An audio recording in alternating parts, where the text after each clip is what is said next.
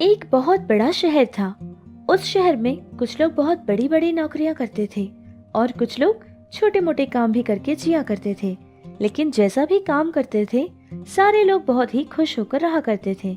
उसी शहर में एक छोटा सा स्लम एरिया भी रहता था। वहाँ गरीब लोग जिया करते थे। उनके घर भी पक्के नहीं थे। बहुत ही छोटे छोटे घर बनाकर वो अपने लिए जिया करते थे। उसी स्लम एरिया में प्रवीण और कल्याणी नाम के पति पत्नी रहते थे। उनकी एक बेटी थी जिसका नाम राधा था। प्रवीण हर दिन काम के लिए चला जाता था। जो भी काम उसको मिल जाता वो उसको कर लेता था और उसकी पत्नी कल्याणी कुछ घरों में काम करने के लिए जाती थी। इस तरह पति पत्नी जितना भी पैसा कमाते थे, उन्हीं पैसों में उनका घर का पोषण और राधा की पढ़ाई भी होती थी। राधा उस शहर के एक सरकारी स्कूल में पढ़ा करती थी।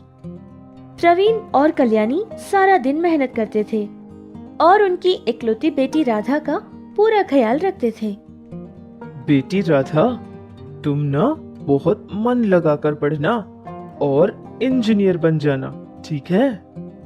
जी पिताजी, मैं बहुत मन लगाकर पढ़ाई करूंगी। माँ का और आपका मैं पूरा ख्याल रखूंगी। बेटी की बातें सुनकर प्रवीण और कल्याणी बहुत खुश हो गए थे। इस तरह कुछ साल गुजर गए थे। राधा 10वीं क्लास पढ़ रही थी और परीक्षा के बाद राधा को 10वीं क्लास में पहला नंबर मिल गया था। बहुत अच्छे नंबर से कामयाब होने के लिए उस सरकारी स्कूल वालों ने राधा का नाम पेपर में भी डलवाया था। घर पे कल्याणी काम कर रही थी और उसी वक्त प्रवीण घर पर पहुंच जाता है। कल्याणी, अरे ओ कल्याणी, जल्दी इधर आओ।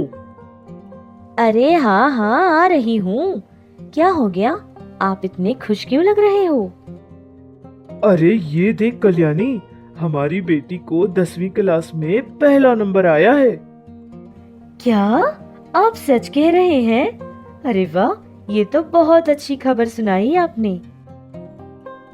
हमें हमारी राधा बिटिया को और पढ़ाना होगा जिससे वो सारी जिंदगी खुश रह पाए। हाँ जी, ये तो आप ठीक कह रहे हो। लेकिन हम दोनों मिलकर इतनी मेहनत करते हैं। जितना पैसा हमें मिल जाता है, ये सब कुछ हमारे खाने पीने के लिए ही खर्च हो जाता है। आप सोच रहे हो कि अपनी बिटिया को खूब पढ़ाएंगे, लेकिन हमें इसके लिए बहुत खर्च भी तो होगा ना। अरे कल्याणी, तू उसकी फिक्र करना छोड़ दे। चाहे कितनी भी मेहनत क्यों न करनी पड़े, हम तो हमारी राधा बिटिया को खूब पढ़ाएंगे। हाँ। घर के बाहर खड़ी हुई राधा अपने माता पिता की सारी बात सुन लेती है। उनकी इच्छा जानने के बाद राधा ने भी ये ठान लिया था कि अब वो बहुत अच्छा पढ़ेगी, मन लगाकर पढ़ेगी और बहुत बड़ी नौकरी करेगी। राधा की आगे की पढ़ाई के लिए उसके पिता ने उसको एक कॉलेज में ज्वाइन करवा दिया था। फिर पति पत्नी दोनों ही दिन और रात मेहनत करके उसको पढ़ाया करते थे। कुछ महीने ऐसे ही गुजर गए थे। एक दिन की बात है कि प्रवीण अपना काम पूरा करके घर लौट रहा था और तभी बहुत ही जोर से एक कार आ जाती है और प्रवीण को धक्का दे देती है। प्रवीण वहीं के वहीं मर जाता है। ये बात पता चलने के बाद कल्याणी को बहुत बड़ा धक्का लगा था और कल्याणी उसकी बेटी राधा दोनों मिलकर रोने लगे। एक ही झटके में उनकी पूरी जिंदगी बदल गई थी।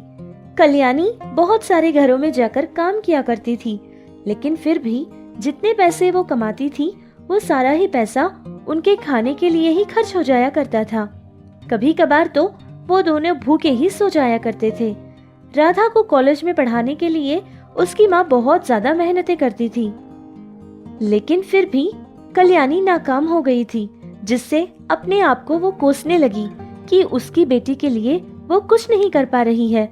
उसके पति की आखिरी इच्छा वो पूरी नहीं कर पा रही है। यही सब सोच सोच कर कल्याणी हमेशा दुखी रहती थी और हमेशा रोती रहती थी। माँ, पिताजी के चले जाने के बाद तो हमें तो भरपेट खाना भी नहीं मिल रहा है और मैंने अपनी पढ़ाई भी रोक दी है। पिताजी तो हमेशा यही चाहते थे कि मैं बहुत पढूं, बहुत तरक्की करूं। लेकिन ऐसे कब तक चलेगा माँ? हमें कुछ न कुछ करना ही पड़ेगा। अरे राधा बेटी, अब हम क्या कर सकते हैं? बर्तन धोने के सिवा मुझे और कोई काम आता भी तो नहीं है ना। माँ, वैसे तुम डोसा बहुत ही स्वादिष्ट बनाती हो ना, तो हम डोसा बनाकर बेचेंगे। मैं भी तुम्हारी पूरी सहायता करूंगी माँ। बात तो तूने ठीक कही है, लेकिन क्या हमारे बनाए डोसा लोग खाएंगे? लेकिन कुछ ना कुछ तो हमें करना ही पड़ेगा ना माँ। सुबह तो तुम काम के लिए चली जाती हो और जब शाम को वापस आती हो तब हम लोग डोसा बनाकर बेचेंगे। अगर हमारा काम अच्छा चलने लगा तो मैं भी अपनी पढ़ाई फिर से कर पाऊंगी माँ, और पिताजी का सपना मैं पूरा करूंगी। राधा की कही सारी बातें कल्याणी को भी ठीक लगी और इसलिए उसने इस काम को करने के लिए हाँ कह दी थी। हर दिन सुबह कल्याणी घरों में काम करने के लिए जाती और शाम को घर वापस होने के बाद एक पेड़ के नीचे बैठकर डोसा बनाया करती थी, और राधा भी अपने माँ की पूरी सहायता करती थी। कल्याणी डोसा बनाती और राधा सारे लोगों को दिया करती थी। इस तरह वहाँ डोसा खाने के लिए आने वाले सारे लोगों को कल्याणी के बनाए हुए डोसा बहुत अच्छे लगते थे। उसका स्वाद बहुत अच्छा होता था, जिससे सारे ही लोग उसके पास ही जाकर खरीदा करते थे। इस तरह कुछ ही दिन बाद उनका काम बहुत अच्छा चलने लगा और उनको फायदे भी बहुत ही अच्छे से आने लगे। बेटी राधा, कल से ना तू अपने कॉलेज के लिए चली जाना। हमारा डोसा का काम बहुत अच्छा चल रहा है, बहुत अच्छे फायदे भी मिल रहे हैं। तू सुबह कॉलेज चले जाना और फिर शाम को आकर मेरी सहायता कर लेना। हाँ माँ, ठीक है। इस तरह राधा ने अपनी पढ़ाई फिर से शुरू की थी। वो कॉलेज में ज्वाइन हो गई थी। राधा बहुत मन लगाकर पढ़ा करती थी। इस तरह उसको इंटरमीडिएट में भी फर्स्ट रैंक मिल गया था। अब आगे की पढ़ाई पूरी करने के लिए उसकी माँ ने उसको दूसरे शहर जाने के लिए कहा था।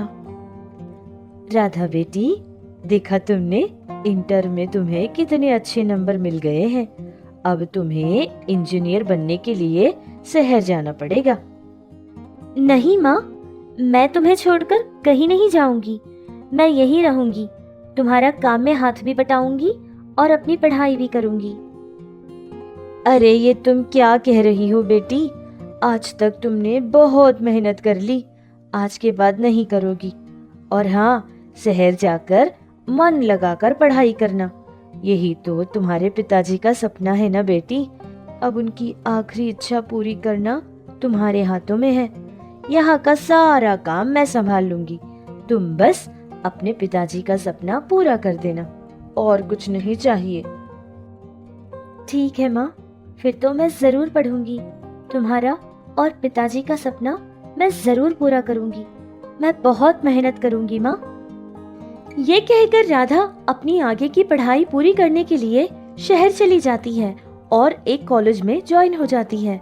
फिर वो बहुत मन लगाकर पढ़ाई करने लगी और यहाँ कल्याणी अपने डोसे का काम कर रही थी।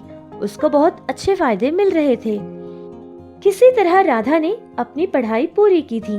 वो बहुत अच्छे नंबर से कामयाब हो गई थी और अब वो सिविल इंजीनियर भी बन गई थी। एक बहुत बड़े कंपनी वालों ने उसको उनकी कंपनी में बहुत बड़ा जॉब भी दे दिया था। उसने अपने पिता का सपना पूरा कर दिया था। राधा जिस कंपनी में काम करती थी, उस कंपनी वालों ने राधा को एक बहुत बड़ा घर दिया था। राधा और उसकी माँ उसी घर में रहने लगे। वो लोग बहुत खुश होकर जीने लगे। एक बार की बात है कि राधा को अपने ऑफिस में छुट्टी मिल जाती है, जिससे राधा ने सोचा कि वो एक बार उसी स्लम एरिया वालों को जाकर मिल लेगी, जिस एरिया में वो बड़ी हुई थी। ये सोचकर वहाँ के एरिया वालों से मिलने के लिए चली जाती है। 2 दिन से वहाँ बारिश हो रही थी, जिसके कारण सारे घरों में पानी आ गया था। ये सब देखकर उसको बहुत बुरा लगा था। वहाँ के लोगों की समस्या को देखकर राधा को बहुत बुरा लगा था और उसने ये सोच लिया कि किसी भी तरह इन लोगों की वो सहायता करके रहेगी। इस तरह राधा पूरा दिन उन लोगों के बारे में ही सोचने लगी और उसने सोचा कि बहुत कम खर्चे में उन लोगों के लिए कुछ ऐसी चीजें खरीदेगी जिससे उनके घर पक्के बन जाए, उनको धूप से, बारिश से, ठंडी से बचने का मौका मिल जाए। फिर ये सारी बात राधा उन लोगों को बताती है जिस कंपनी में वो काम करती थी। राधा की सोच सुनकर उन लोगों ने भी राधा की सहायता करने के लिए हाँ कह दी थी। फिर सारे एम्प्लॉयज ने मिलकर राधा का काम और आसान कर दिया था। इस तरह सारे लोगों के घर बहुत अच्छे से बन गए थे। उस एरिया में रहने वाले सारे लोगों को राधा का किया काम बहुत अच्छा लगा था। उन लोगों ने राधा की बहुत तारीफ की थी। राधा की सिर्फ एक सोच ने उस पूरे एरिया का नक्शा ही बदल दिया था। उस एरिया में रहने वाले सारे लोगों ने मिलकर उस एरिया का नाम भी बदल दिया था। उन्होंने राधा के पिता यानी कि प्रवीण का नाम उस एरिया को रख दिया था। सारे लोग उस एरिया को प्रवीण नगर के नाम से जानने लगे।